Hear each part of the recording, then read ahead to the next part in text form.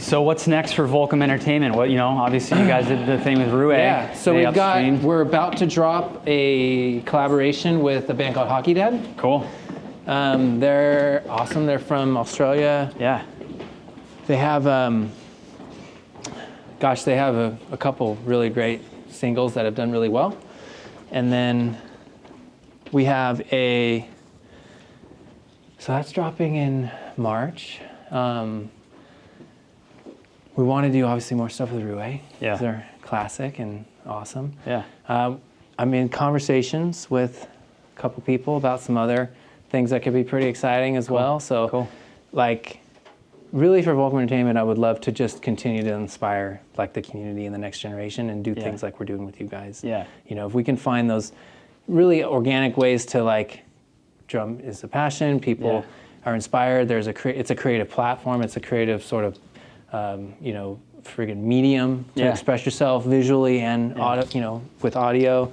And so we want to keep doing stuff like that. And awesome. Kurt's been amazing. Like I said, he's helped sort of connect those dots. So whether it's what we just did with, Run the Jewels, where we're just doing more, unique and sort of elevated things that are just limited edition. Yeah. Or whether we're just doing T-shirts and hats and, cool. We've got probably a cassette. We're trying to do 7 inches whenever we can. Yep. We just finished that Pepper collab. We did another Volcom Entertainment collab with Noah Dean with his band Blister, who's one of our pro surfers. So, we're the great thing about it is it's not like back in the old days where it's you got to put out this many records, you have to sign this many bands, and you just throwing spaghetti at the wall essentially. So it's more methodical and more organic. Totally. When I met Rue, was literally, we were doing a Pearl Jam Pixies Volcom Entertainment pop-up in London. And this was 2002.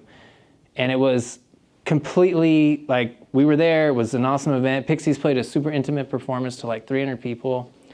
And I was there doing my thing, and I just kept noticing this girl, who's that girl with blue hair? She doesn't look like the typical Pearl Jam fan. Yeah. Who's, maybe a bit older. Yeah.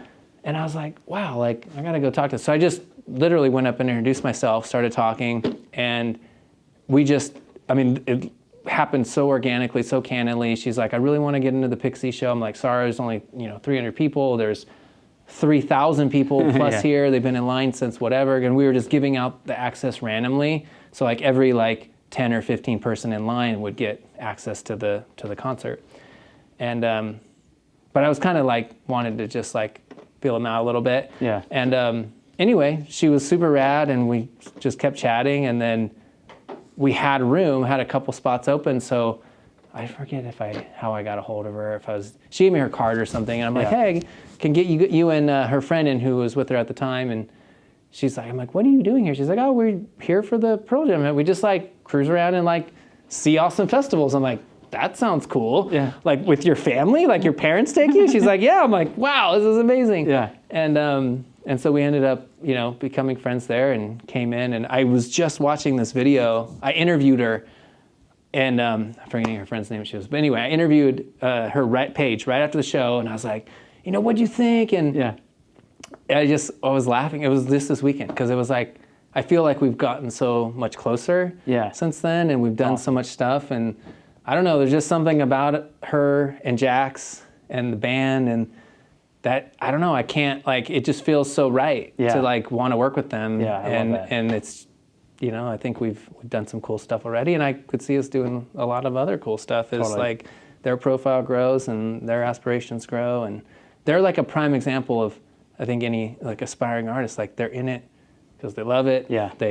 Yes, they're talented. Yes, they have connections here and there, but they kind of earned it from 100%. Just, doing what they love to do. Yeah, so I love that. I'd say that next generation, that's like me. I mean, I wouldn't be where I'm at if it wasn't for that. So totally. Cool. I think on that note, just stay true to yourself and true to your passion, and you're good. Heck yeah, man. If it doesn't work out, fucking go on to the next thing. That's the mission we're on, man. I moved from Massachusetts, where SJC is. I've done that for 24 years, and I was a little burnt out running the company, just HR, wearing all the hats, and my passion is, and there's that side, that. For the spreadsheets, the running of the business is needed. But I've just felt this calling of driving the next generation and try to motivate them. And these pop-ups that we do, like getting the School of Rock kids in here to like show them like, hey, awesome. We've got drummers and musicians that they're your heroes. They've made it, quote unquote. But like, come meet them and see that they're also like a normal person, you know? That's so It's cool. so powerful. We've had so many kids over the years of these little pop-ups we've done that are going to music schools now and like DMing me like, dude, you know, when I met you 6 years ago, like you brought this artist, you said this, that's what kept me going. Like that is so special. So, you know, from what you guys have done all these years, like inspiring me over on the East Coast and on the Warped Tour and seeing all the Volcom Entertainment stuff, like this was really cool for me to see. So my pleasure, I appreciate it, man. Thanks so much, Mike. Appreciate it.